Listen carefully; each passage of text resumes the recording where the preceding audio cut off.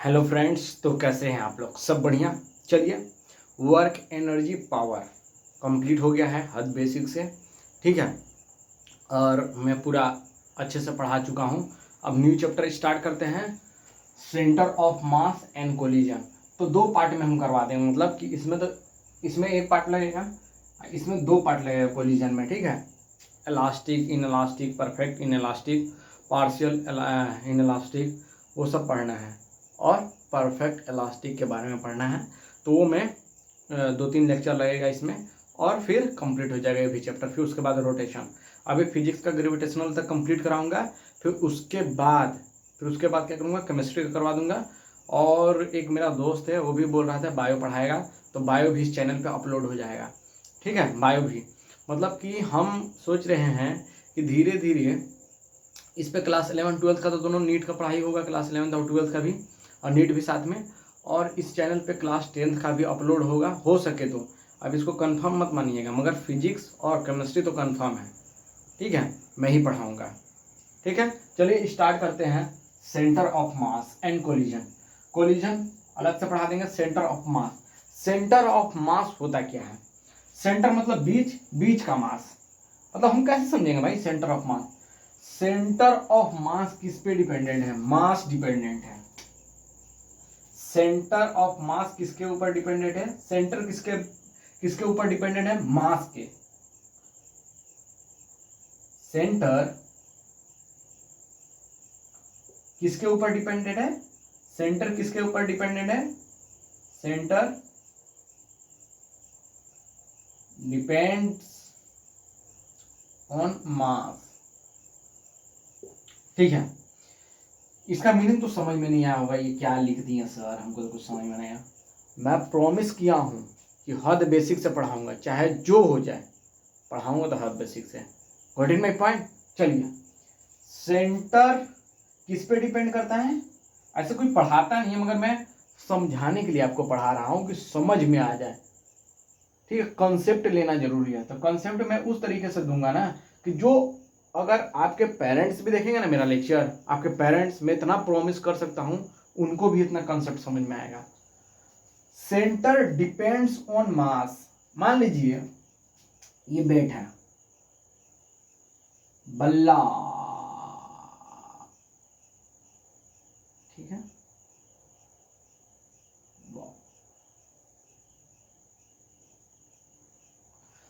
अगर इसको मान लीजिए 4 मीटर है,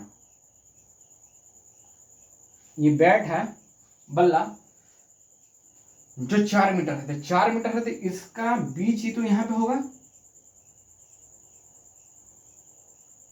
ठीक है। ठीक है, पहले समझिए समझिए ये क्यों लिखवाए हैं। इसको समझ गए तो सेंटर ऑफ मास का तो धुआं धुआं कर देंगे, ठीक है। Centre depends on mass, is called centre of मास। समझ गए? समझाने का मेरा तरीका यूनिक रहता है, आप लोग खुद समझ सकते हैं कि मैं किस तरीके से समझाता हूँ। यहां से यहां 2 मीटर हो गया बाबू, ये 2 मीटर हुआ, यहां से यहां 2 मीटर हुआ। Got in my point? तो सेंटर ऑफ मास यहां आएगा, आएगा नहीं जी ये पॉइंट पे? सिंपल। सेंटर ऑफ मास कहां पे आएगा? ए पॉइंट क्या हो गया? सेंटर ऑफ मास, यही ना। इतना झापड़ मारेंगे, इतना झापड़ मारेंगे कि होश में आ जाएंगे। क्या लिखे हैं, पढ़िए इसको। सेंटर डिपेंड्स ऑन मास। अरे भाई, ऊपर से बैट पकड़ते हो, जो खंभा ऊपर का पकड़ते हो, वो तो लाइट होता है, फिर उसके नीचे से ना हैवी होते जाता है। बैट ऐसे होता है, ऐसे कर्व टाइप का होता है, देखे हैं? नीचे में मास ज्यादा होता है, नीचे में मास कितना होता है? हैवियर होता है, ऐसे कर्व रहता है।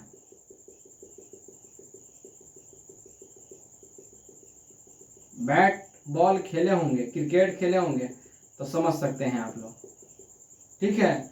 लिखा क्या है? सेंटर डिपेंड ऑन मास। अरे भाई, ऊपर में मास 2 kg है, और नीचे में मास 3 kg है, तो दोनों का सेंटर ऑफ मास सेम आएगा। Centre of mass heavier body की तरफ आता है, समझ में आया। तो आएगा कहाँ सेंटर ऑफ मास, इस पॉइंट पे, पॉइंट बी पर आएगा, बी पर। इसको काटो, इसको कहो सेंटर ऑफ मास। समझ में आया कि नहीं। क्यों लिखे हैं सेंटर डिपेंड ऑन मास, मास पे क्यों डिपेंड करता है, क्योंकि जिधर हैवियर ऑब्जेक्ट होगा उधर ये बैलेंस होगा। अगर मान लीजिए इसको बैलेंस कर रहे हैं, देखिए बैलेंस करके दिखा रहे हैं ना, देखिए इधर की तरफ गिर रहा है तो मतलब इधर मास ज़्यादा है। अब और थोड़ा सा लेंगे, अब इधर मास हो गया, और थोड़ा सा हल्का सा, हल्का हल्का हल्का नहीं, इधर थोड़ा हल्का, हाँ देखिए सेंटर ऑफ मास। अब इसको देखा जाए, इस मार्कर को देखिए, इस मार्कर को देखिए, सेंटर ऑफ मास रे बाबा, सेंटर ऑफ मास। अब देखिए इधर का तो लेंथ ज़्यादा हमको दिख रहा है, उधर का लेंथ कम दिख रहा है, दिख रहा है ना, आप लोग क्लियर दिख रहा है कि नहीं। देखिए centre of mass, centre of मास वहीं डिपेंडेंट होता है जहां मास आपका ज़्यादा हो। देखिए कैप और ये दोनों मिला देंगे तो मास ज़्यादा हो जाएगा, इसके कंपेरिजन में कम।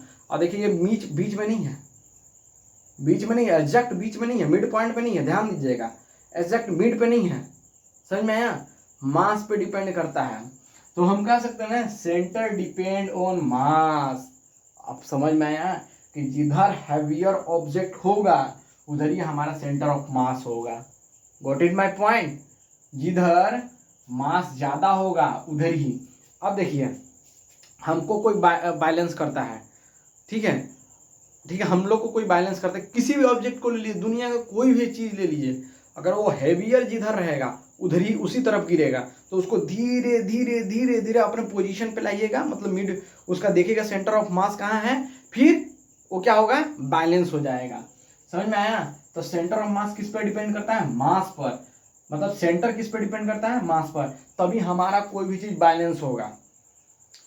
समझ में आया ना, तभी कोई चीज़ हमारा बैलेंस होगा, नहीं तो नहीं बैलेंस होगा। अब इसको नोट कर लीजिए इतना, इसको मिटा के दूसरा पॉइंट बता रहे हैं, रुकिए।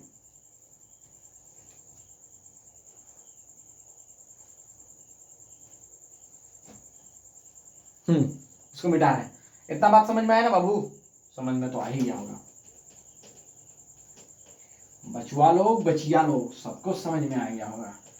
आइंस्टाइन की थ्योरी को भी हम पूरा प्रूफ कर देंगे अभी तो। अब देखिए अभी तो मैं कुछ चैप्टर पढ़ाया नहीं हूँ, एक ऐसी कंसेप्ट वाला क्वेश्चन नहीं पूछूंगा, छोड़ा हटा नहीं पूछूंगा, जब पढ़ाया ही नहीं हो तो कैसे पूछ सकता हूँ।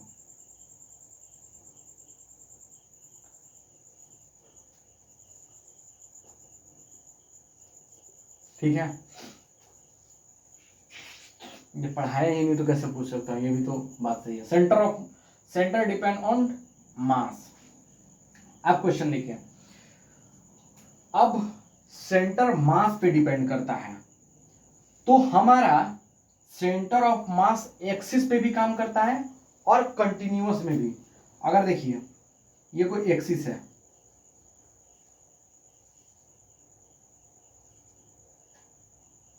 ठीक है बाबू, एक्स वाई जेड।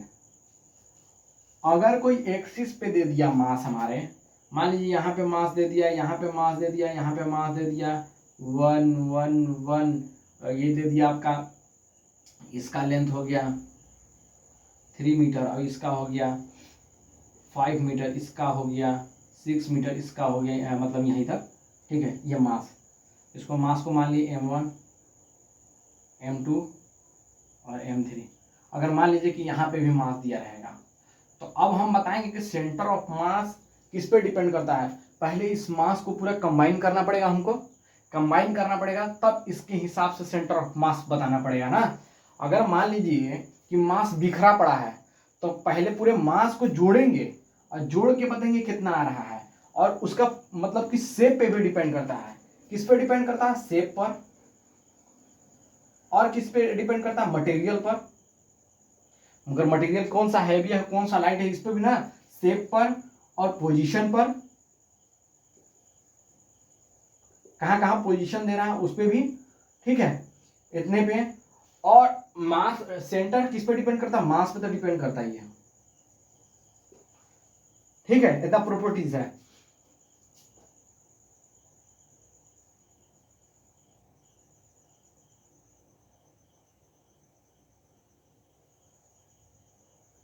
ठीक है, तो मास बिखरा पड़ा है जहां मन वहां।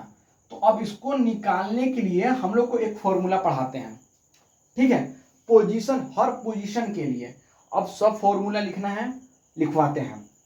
जैसे कि एक्स एक्सिस में सिर्फ मास पड़ा है, तो एक्स एक्सिस के लिए सेंटर ऑफ मास क्या होता है, X C O M equal to क्या हो जाएगा, मास तो बिखरा पड़ा है, उसके साथ क्या दे रहा है, पोजीशन दे रहा है। अरे एक्सिस पे जो है रखा हुआ किसी डिस्टेंस पे ना रखा होगा। अगर बैट बनाए थे तो बैट में क्या लगाए थे, मीटर लगाए थे कि कितने मीटर पे है कितने मीटर पे नहीं है, पॉइंट। तो कुछ तो पोजीशन दिया होगा, कुछ तो पोजीशन होगा, मास कहीं पे भी रख देगा तो पोजीशन तो होगा ना सेंटर ऑफ मास से। अगर ये ओरिजिन है, यहीं से सब चीज जा रहा है, इस ओरिजिन से हमारा डाइवर्ट हो रहा है, समझ लीजिए एक्सिस डाइवर्ट हो रहा है।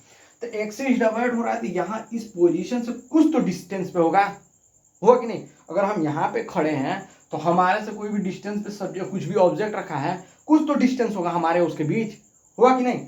तो एक्स एक्सिस के लिए क्या होगा, एक्स एक्सिस के लिए क्या हो जाएगा,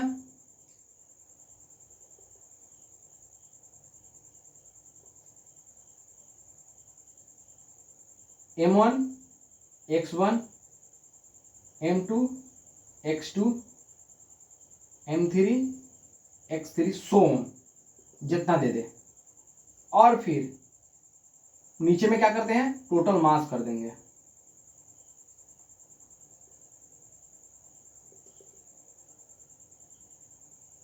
एन टाइम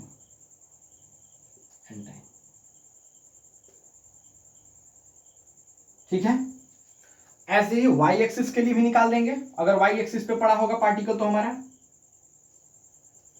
ठीक है।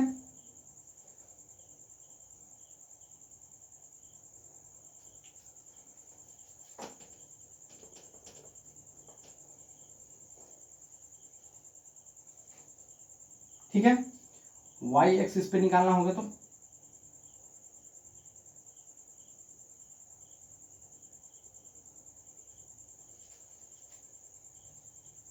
m1 y1 m2 y2 plus m3 y3 सो m1 m2 m3 सो, ठीक है। जेड के लिए निकाल देंगे,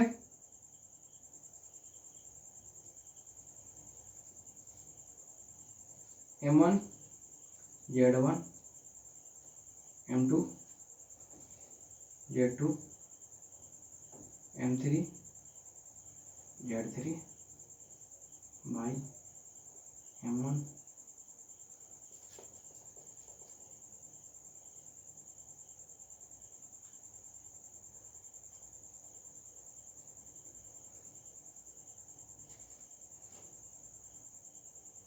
सो, ठीक है।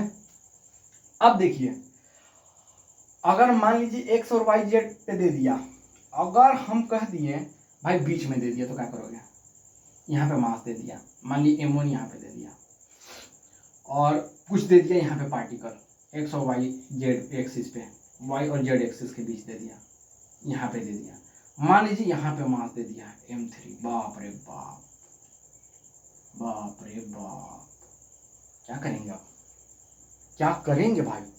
मान लीजिए बिखरा दिए एक्सिस के ऊपर, यहाँ यहाँ यहाँ यहाँ यहाँ यहाँ यहाँ यहाँ मास फेंक दिए, अब क्या करेंगे, अब कैसे निकालोगे बताओ, कैसे निकालोगे। जब बिखरा हुआ हो, टेक्निक भाई मेरे पास भी टेक्निक है, क्या हो जाएगा, पोजीशन, पोजीशन को लिखते RCOM, जहां जहां दिया हुआ है तो क्या हो जाएगा, m1 r1 i के प्लस m2 r2 j के प्लस m3 और 3 के cap plus m1 m2 plus m3, ये हो गया position of centre of mass, position of centre of mass, note कर लिया, पहले नोट कीजिए जल्दी से।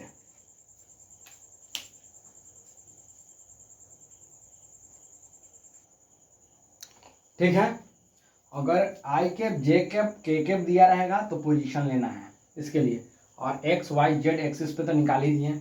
एक्स एक्सिस को क्या बोलते हैं बाबू?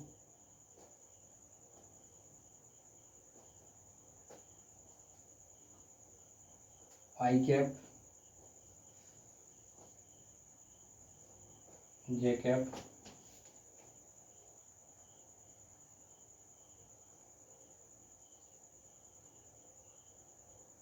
के कैप। ठीक है, नोट कर लिया ना? अब देखिए, अब आपको लेके चलते हैं तारों की शहर में। मिटा दे इसको।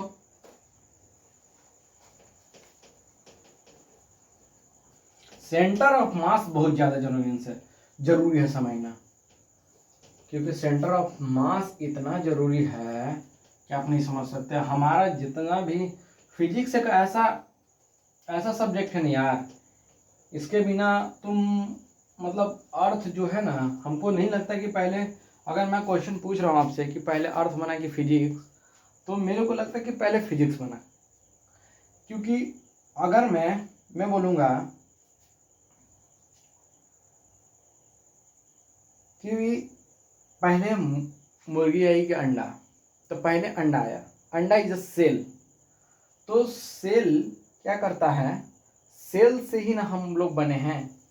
तो फिजिक्स को अगर सेल मान लिए सपोज, तो उसी से ना पता चला है कि ऑर्बिट कहाँ कहाँ रहेंगे हमारे प्लेनेट पे, कि हाँ इसको इसी पोजीशन पे रखते हैं, ये सन को इसी पर पोजीशन पे रखते हैं। अगर बोला जाए कि यूनिवर्स जो है बिग बैंग थ्योरी से हमारा बना है, तो उस थ्योरी को बनने से पहले कुछ तो रिएक्शन हुआ होगा।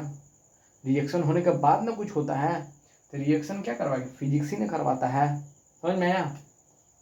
ठीक, तो पोजीशन, अगर पोजीशन को डिफरेंशिएट किया जाए, जैसे कि हम क्या लिखे थे पोजीशन के रिस्पेक्ट में?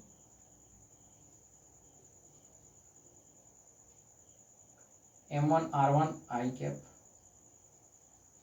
M2 I2 J cap, M3 R3 K cap, divided by M1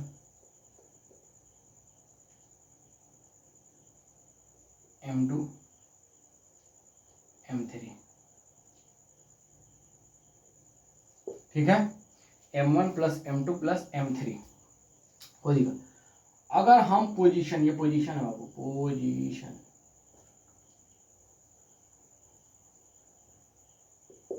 ठीक है, पोजीशन मान लीजिए कि अगर इसको डिफरेंशिएट कर दिया जाए, इसको डिफरेंशिएट करेंगे तो dr बाई dt किसके रिस्पेक्ट में क्या आता है? वेलोसिटी आता है। तो अब देखिए एम के ट्रिक,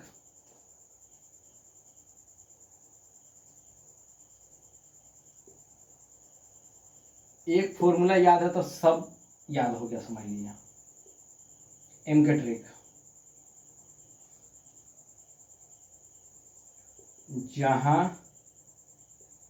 जहां आर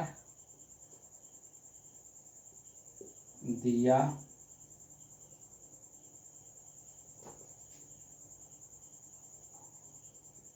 हुआ है, सिर्फ वहीं पर चेंज आएगा, जो निकालना होगा आएगा, जो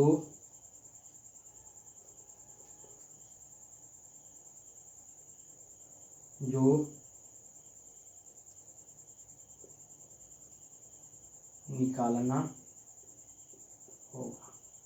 इट मीन्स ये अब देखो, मान लीजिए कि डी वेलोसिटी क्या होता है? dr बाई dt होता है ना वेलोसिटी। तो अगर वेलोसिटी को अगर मैं आर को डिफ्रेंशिएट करूंगा तो क्या आ जाएगा, वेलोसिटी आएगा। तो जहाँ जहाँ वी दिया है, जहाँ जहाँ आर दिया वहाँ वहाँ वी लिख देंगे, तो वी सी ओ एम क्या हो जाएगा, आर की जगह बस चेंज कीजिए और कुछ नहीं। जहाँ जहाँ आर दिया हुआ है सिर्फ वहीं पर चेंज आएगा। जो निकालना होगा, मतलब वेलोसिटी का निकाला है तो वी लगा दिए सब जगह, m1 v1 आई कैप, m2 v2 जे कैप, m3 v3 के cap divided by m1 m2 m3। याओ ठीक है। अब ये वेलोसिटी का हो गया। अब वेलोसिटी को हम डिफरेंशिएट करेंगे, वेलोसिटी को डिफरेंशिएट करेंगे तो क्या आएगा, एक्सेलरेशन आएगा। तो जहां जहां जो निकालना है वो, अगर वेलोसिटी का याद किए रहेंगे तो वेलोसिटी की जगह डाल दिया, आर की जगह याद किए रहेंगे तो आर की जगह डाल दिया। चलिए आर ही की जगह डाल दे रहे भाई, आर की जगह। तो m1 a1 आई कैप, m2 a2 जे कैप, m3 a3 के cap divided by m1 plus m2 plus m3। या ये सब इंपॉर्टेंट है, इंपॉर्टेंट। एक ही याद कर लिया ना भाई, एक ही याद कर लिया, इसको एम का ट्रिक लगा दीजिएगा। साला पूरा क्वेश्चन को, sorry I am really sorry, फिर पूरा क्वेश्चन को धुआं धुआं कर देंगे, पूरा क्वेश्चन को। इतना टेंशन ही नहीं लेना है। नोट कीजिए, इतना नोट कीजिए, जल्दी नोट कीजिए। अब क्वेश्चन पे अटैक करना है, क्वेश्चन पे। अभी पोजीशन वाला बता दिए हैं। अब जैसे कि अब क्या पढ़ाएंगे, सेंटर ऑफ मास की। अब अगर बता दीजिए कि हर पोजीशन पे मास दिया हुआ है, यहाँ पे दिया, यहाँ पे दिया, यहाँ पे दिया, यहाँ पे दिया, यहाँ पे दिया। अब बताइए, कंटिन्यूअस मासिंग सिस्टम है, कंटिन्यू है, मतलब कि अगर देखा जाए तो कंटिन्यू है, मतलब कि कंटिन्यू है भाई, कंटिन्यू है। तो अब कैसे होगा, इसको निकालने भी सिखाएंगे। आप टेंशन नहीं नको रे बाबा, मैं हूं ना। एम का ट्रिक इतना लिख लीजिए। अब क्वेश्चन पे धुआं धुआं करते हैं, पहले नोट कीजिए।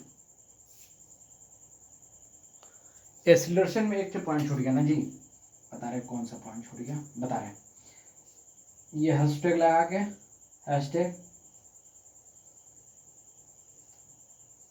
पुल्ली सिस्टम, ठीक है। पुल्ली सिस्टम, पुल्ली सिस्टम में जो, जैसे मान लीजिए इसको यहाँ पे ऐसे कर देना, समझने में आसान है। पुल्ली सिस्टम,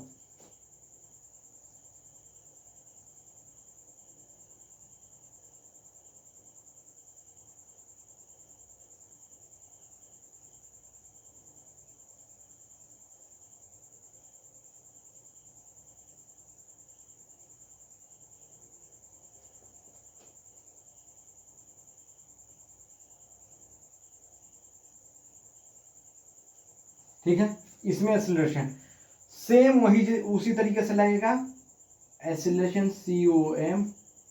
इसमें पुल्ली वाले में ये एक निकालने के लिए देता है, बस इसको नोट कर लीजिए, ये फॉर्मूला बेस रहता है, ठीक है। तो इसका क्या होता है, जो एक्सीलरेशन में याद करवाएं कि जिधर देखिए इधर एक्सीलरेशन जा रहा है तो इसमें से माइनस होगा, जिधर जा रहा हो जो मास ज़्यादा होगा, m2 minus m1 plus m2, ये फॉर्मूला हो गया। इंटू जी से करते थे। अब इसको क्या करना है कि m2 minus m1 plus m2 के ऊपर स्क्वायर बस लगा देना है, और जी बाकी और कुछ नहीं करना है, देख लीजिए। अरे फॉर्मूला हम ऐसा रटवा देंगे कि आप कभी जिंदगी में नहीं भूलेंगे। ये वाला तो याद होगा, m2 माइनस m1 जो ज़्यादा होगा उसी की तरफ नीचे जाएगा, तो उसमें से माइनस कर देंगे, इसको प्लस कर देंगे जी, और उसके ऊपर स्क्वायर लगा देंगे। जी को नहीं लगाना है, जी बाहर जाएगा। बानी कमरिया पे साड़ी, अब क्वेश्चन के पारी। समझ में आया, कैसा लगा डायलॉग?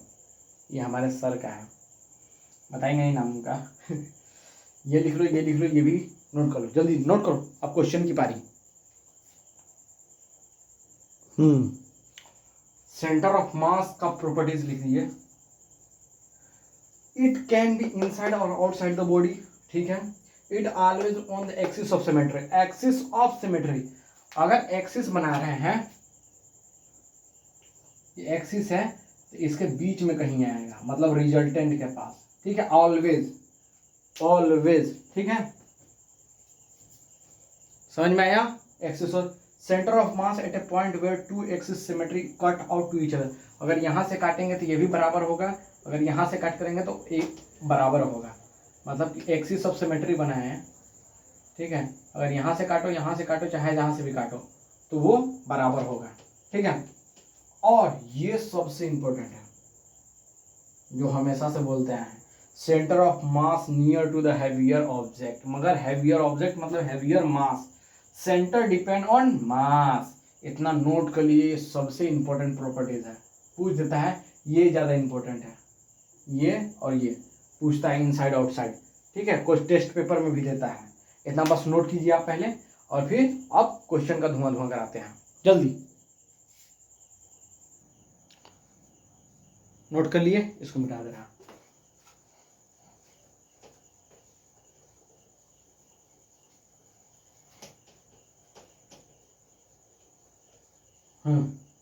और देखिए कि जो पोजीशन होता है RCOM क्या होता है, R1 M1 plus M2 R2 by M1 plus M2।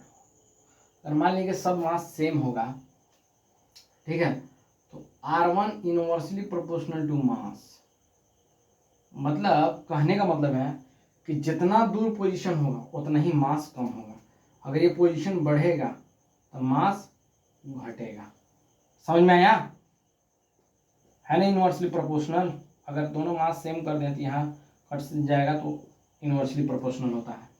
अगर जितना दूर करेंगे, अगर ये ऑब्जेक्ट जितना दूर होगा उतना ही मास, ये बढ़ेगा तो मास घटेगा, और जितना पास होगा आर कम होगा और मास ज़्यादा होगा।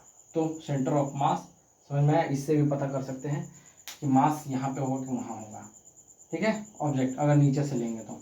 और नीचे में हमेशा ग्रेविटी लगता है, इसको इतना नोट कर लीजिए, ये बहुत इंपॉर्टेंट है, ये क्वेश्चन में पूछता है कि R1 R2 दिया है, M1 दिया है तो M2 क्या होगा, इसको नोट कर लीजिए आप, ठीक है। तो पोजीशन दिया है, पोजीशन दिया है R1,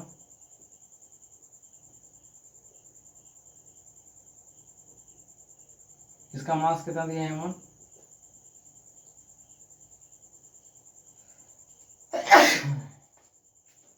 सॉरी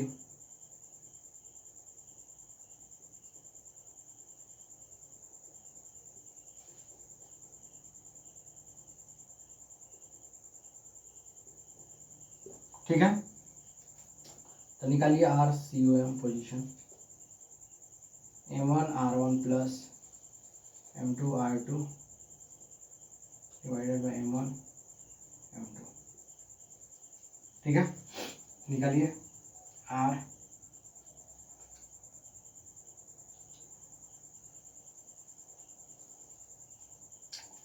यहाँ से निकाल लेना RCOM, M1 कितना दिया भाई 1 kg, पोजीशन कितना दिया है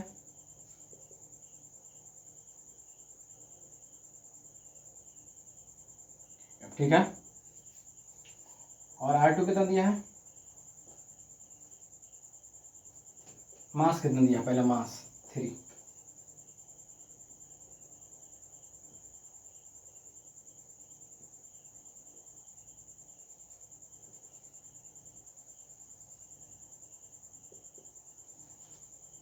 ठीक है।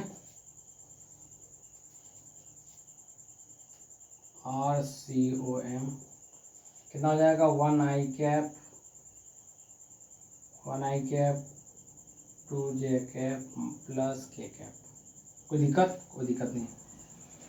ये कितना हो जाएगा -9 i cap -6 j cap +3 k cap. मास कितना हो जाएगा बाबू भैया 1 2 4 RCOM। ठीक है, निकाल दिए। आई से आई चला गया -8 i कैप कितना हो जाएगा -4 j cap +4 k cap by 8। यहाँ पे देखिए सॉरी 4, यहाँ पे 4 सब में कॉमन है। RCOM कॉमन निकाल लीजिए। 4 कॉमन निकालना है वो -2 i cap -j cap +k cap divided by 4 से 4 कट गया तो कितना जाएगा RCOM -2 i cap -j cap +k cap. या दिस इज द आंसर। ठीक है, नोट कीजिए, जल्दी नोट कीजिए। समझ में आ रहा है ना कैसे फॉर्मूला है भाई, बताया था ना जो फॉर्मूला पोजीशन निकालने के लिए दिया है। ठीक है, क्वेश्चन पे जाना है। खतरनाक question. 3 rods of same mass are placed as shown in figure। ठीक है, find the coordination of the centre of mass. Coordinate of the centre of मास कैसे निकालेंगे? पहले एक, जब भी कोऑर्डिनेशन निकालने के लिए पूछेगा एक्स वाई करके हम निकालेंगे। तो पहले एक्स का निकाल लें। एक्स का कितना कितना दिया है, एक एक्स दिया है, x1 मान लीजिए कितना दिया 1 = 0। इसका मास ओरिजिन पे रखा हो, ओरिजिन का मास क्या है m है। ठीक है, m मास, तो m क्योंकि बोला 3 रोड सेम मास सेम है। x2 कितना है भाई a, इसका मास क्या है m2 का m, इसका मास कितना है भाई, अरे यार x2 ठीक है, और x3 कितना दिया है 0, m3 कितना दिया है m। मास कभी 0 नहीं होता, याद रख रखना। ठीक है,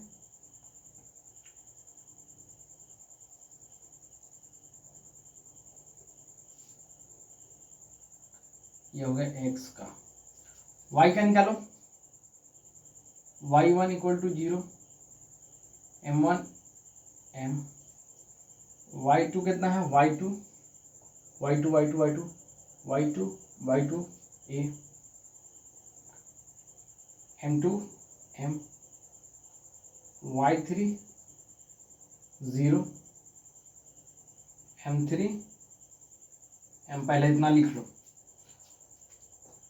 x का COM लगा दो। कोऑर्डिनेशन पूछा है ना भाई, कोऑर्डिनेशन XYZ होता है। इसका कोऑर्डिनेट कौन सा है, x है, y है, z है, यही 3 कोऑर्डिनेट है ना भाई। तो m1 x1 लगा दो, m1 x1 plus m2 x2 plus m3 x3 divided by m1 m2। ठीक है, XCOM m1 m2 करोगे तो 0 हो जाएगा, 0 प्लस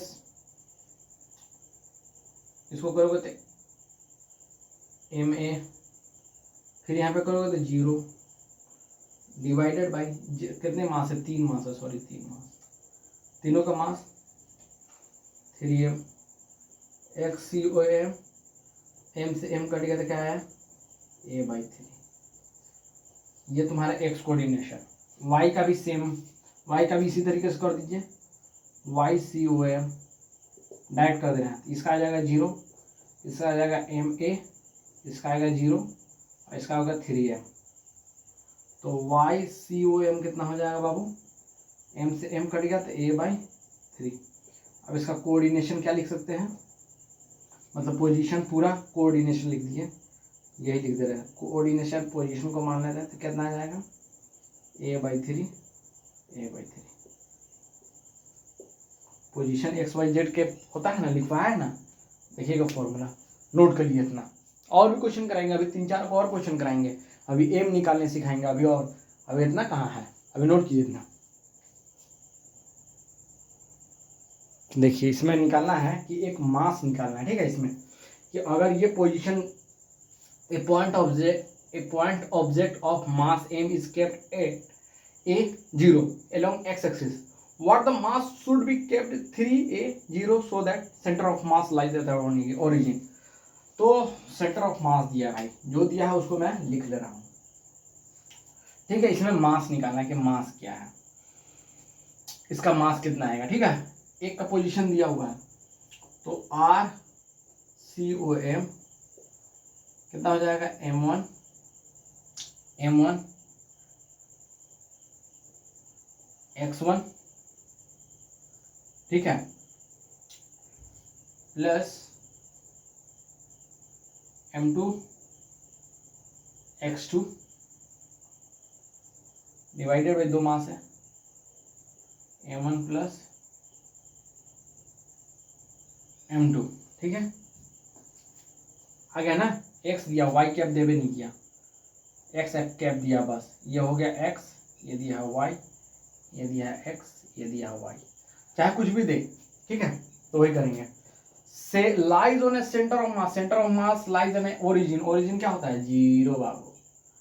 तो कितना दिया है, m1 का क्या दिया है 3a प्लस होगा ना, m2 नहीं दिया है, m मान लिया, x2 कितना दिया -3, तो कितना हो जाएगा यहाँ पे -3am डिवाइडेड बाई, एक मास दिया है m, एक मास नहीं दिया है, ठीक है।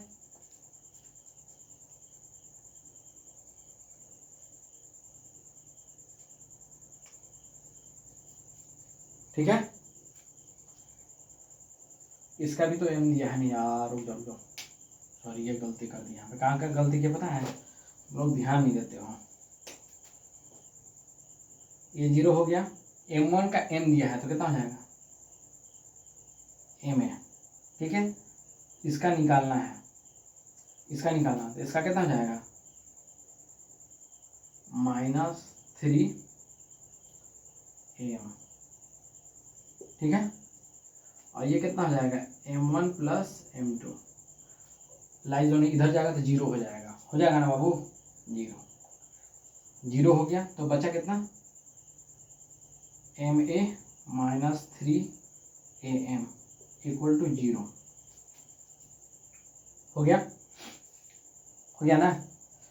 अब देखिए 3m ये बचा, तो इसमें से एक माइनस हो जाएगा, तो कितना बचेगा, कितना हो जाएगा माइनस कहाँ पे गलती कर रहे हैं, देखिए तो थोड़ा मैं गलती कर दिया क्या, यार गलती तो होना नहीं चाहिए था।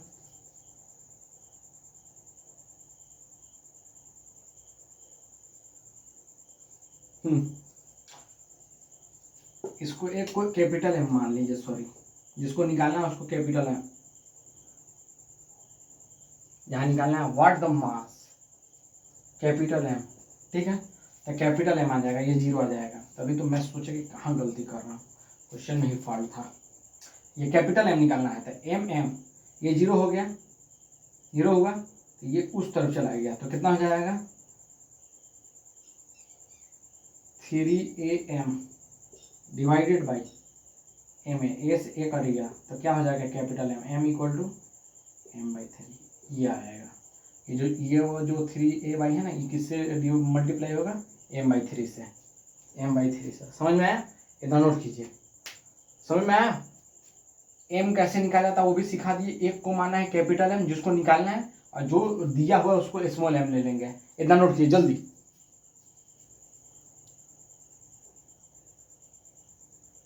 क्वेश्चन पे ध्यान दिया, what is the distance of COM from 4 kg mass in the following arrangement, और क्या what is the coordinate of centre of mass of 3 particle. ठीक है, ध्यान देना है, पूछा है सेंटर ऑफ मास COM यहाँ 4 kg, इसको अगर क्वेश्चन समझ में आ गया तो कोई भी क्वेश्चन कर लेंगे आप, ध्यान दीजिएगा। एक्स एक्सिस पे है तो एक्स को ही मान ले रहे हैं RCOM, यहां से लेना है तो इस ओरिजिन पे क्या हो जाएगा, ओरिजिन पे 4 kg से लेना है, डिस्टेंस हम तो 4 क्या हो जाएगा 0, डिस्टेंस कितना है इसका 0 है, हर पॉइंट का है ना भाई, यहाँ इस पॉइंट से लेके इस पॉइंट का 12 और ये पॉइंट का 10 है, समझ में, हर पॉइंट का है ये, ठीक है। तो 4 kg का 0 हो जाएगा क्योंकि ओरिजिन सेंटर ऑफ मास माने हो, क्या होगा प्लस होता है। 3 kg का क्या है डिस्टेंस, इस यहाँ से यहाँ तक 3 × 8, कोई दिक्कत नहीं।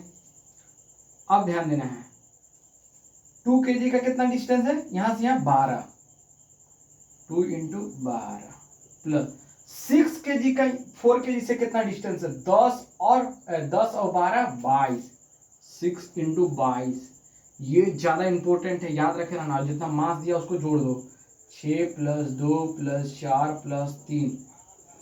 पहले ध्यान देना है यहां से पॉइंट का वाला सेंटर ऑफ मास 4 kg से हम 6 kg पे जा रहे हैं तो पूरा पोजीशन लेंगे, कितना पोजीशन कवर किया है, और हर पॉइंट पे देखना है, हर पॉइंट मतलब कि डिस्क्रीट मास सिस्टम है, हर पॉइंट पे रखा हुआ है मास, तो हर पॉइंट, अब मैं क्या बताया हूं कि जो भी पॉइंट रखा हुआ है उसको कुछ तो डिस्टेंस होगा कि नहीं, कुछ तो डिस्टेंस होगा, तो उसी डिस्टेंस के बाद 4 kg 6 kg 4 kg से कितने डिस्टेंस है, 22 मीटर के डिस्टेंस पे है, समझ में आया। ये 0 होगा 324 + 24 + 12 12 1 13 डिवाइडेड बाय कितना हो जाएगा भाई, कितना हो जाएगा, इस पॉइंट से हम इस तरफ ले रहे हैं तो माइनस होना चाहिए, माइनस ही होगा नहीं, इस पॉइंट को तुम माने हो एक्सिस, तो इधर वाले पॉजिटिव एक्सिस, इधर वाला माइनस नेगेटिव एक्सिस, तो क्या हो जाएगा, ये माइनस हो जाएगा, ये माइनस हो जाएगा, साइन याद रखे रहना बाबू, और मास तो सेम रहेगा, मास में कोई चेंज नहीं, ठीक है, ये मास और मास कितना हो जाएगा, 6 2 8 6 4 10 10 5 15, ठीक है, मास सेम रहेगा, मास में कोई चेंज नहीं होगा, या कितना जाएगा -132/15, ठीक है। अब इसको देखना है, ये लास्ट क्वेश्चन है, इतना इस पोजीशन पे देखिए भाई,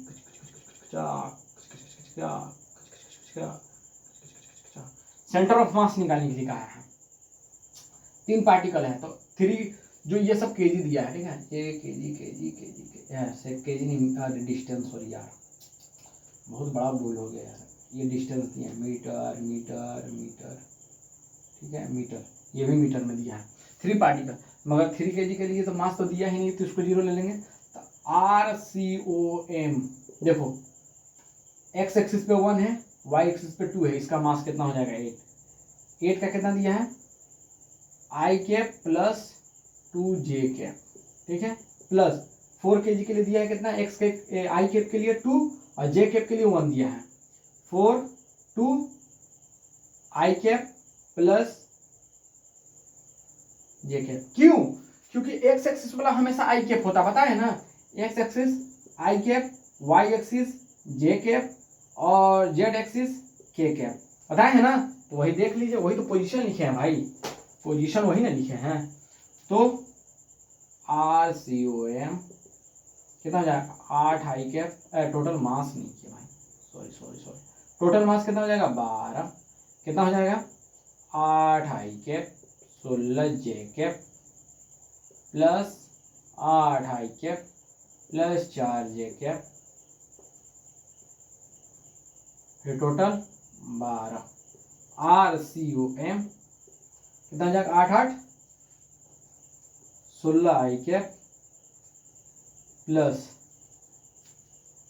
20 j कैप प्लस 12, देखो कुछ कटेगा यहाँ पे, 4 कॉमन है, 4 कॉमन निकाल दो भाई, RCOM 4 कॉमन निकाल देते कितना आ जाएगा, 4 से 4 कॉमन ले लेंगे तो 4 4 I cap 5 j cap divided 12, 3 से कट जाएगा, तो यहाँ पे लिख दे रहे हैं RCOM, कितना आ जाएगा 4i cap 5j cap divided by 3। इतना नोट कर लीजिए जल्दी, ठीक है। जो कटता है काटना है। और मैं यही बोलूंगा आप लोग को कि ये सब देखने में मजा आया होगा आपको। सेंटर ऑफ मास जितना पढ़ाया उसको देख लिए है और मजा आया, क्वेश्चन करने में भी मजा आया होगा। हद बेसिक से पढ़ाया हूँ, जितना हो सके उतना शेयर करना है और चैनल को हिट द बेल आइकन। और यहाँ तक पहुँच गए हैं और मंजिल को गिव अप नहीं करना है, अब हासिल करके रहना है हमको, ठीक है। और हमेशा अपने आप को मतलब अपने आप से बातें करना है कि हमको कैसे इम्प्रूव करना है, कैसे क्या गलतियां हो रही है उसको इम्प्रूव करना है और मार्क्स भी इम्प्रूव करना है, ठीक है। Good in my point. और जितना पढ़ाएं उतना बार बार रिवाइज करना है और जितना बैकलॉग हो गया उसको बार बार देखिए और पढ़ाई करते रहें। All the very best.